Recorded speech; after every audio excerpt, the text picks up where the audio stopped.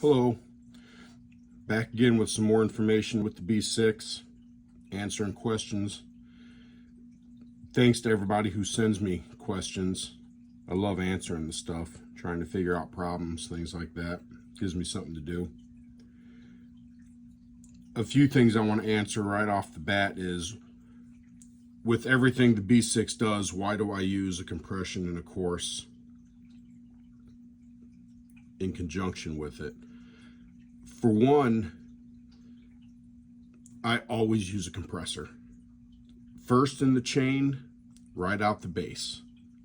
Always love it to level out the tone. So why use processing power in this when I always have this on? So this is the MXR base compressor is what I like to use. I always use it. Might as well just plug into that first thing and then come into my input. Secondly, the course. I use course a lot. I like having the option of always being able to turn the course on, regardless of what patch, sounds, anything I'm using. The one limitation, well, I'm sure there's probably others, depending on your use of it, but one limitation of the B6 is the processing power on what you can and can't do. You have depending on certain IRs and anything you're using on this, that'll eat up your processing power fast. Even to use your onboard course effects, those range from 9 to 35% in processing power.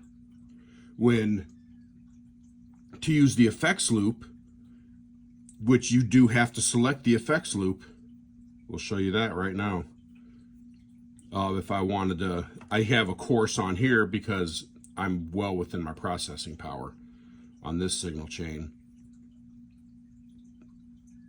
But if I wanted to change that and free up some processing power, I can come down here to the amps and effects, come over to the send return and use the effects loop, and that's only 3%. I mean, that's a third of the lowest percentage processed power course. Sometimes that extra couple percent is the difference on sacrificing your tone to make this work for you. You see here, I'm only at 67% currently, so I don't need to use the effects loop on that. I can use an onboard course.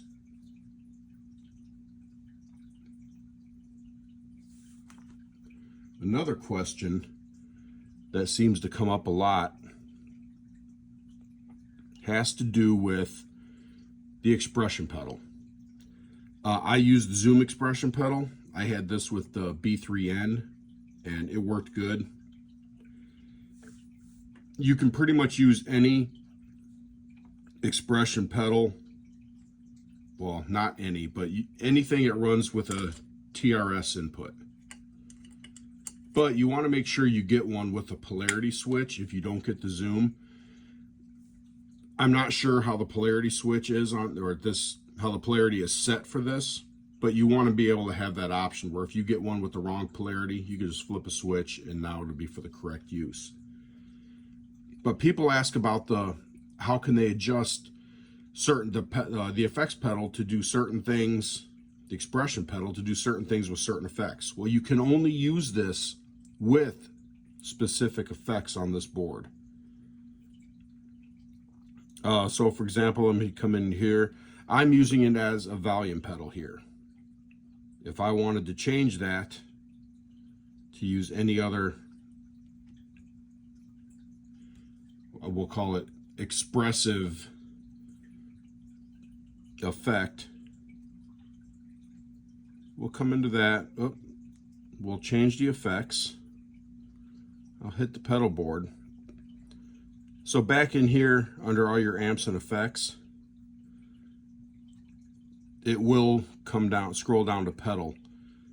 These are the only effects you can select to go into a patch where the expression pedal will have any control over. It's not many. For the most part, it does what you want. you want to start getting crazy on what the expression pedals do, you have to jump into, I'm sure, Line 6, Kemper, Fractal, all of them have that option. I know for sure the Headrush has that option. The expression pedal is completely assignable to do whatever you want. Endless possibilities on it. But for the Zoom B6, only the effects under pedal, this will control.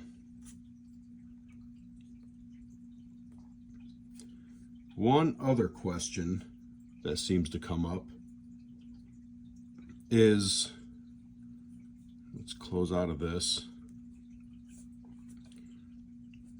I have this one named pedal board. This is what I use whenever I just run direct into my amplifier. All out, when I'm doing that, I just use this pretty much as a couple effects in front of my signal or after my signal, right before the amp. Seems to do me just fine. There's really no amp or cab simulators on this.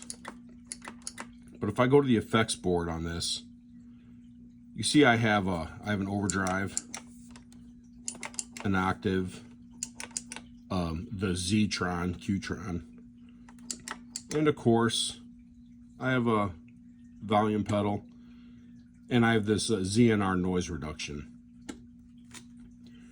Some people ask how they can assign different effects to operate on the on-off switches. That is actually, it's a really simple thing to do, easy to overlook it.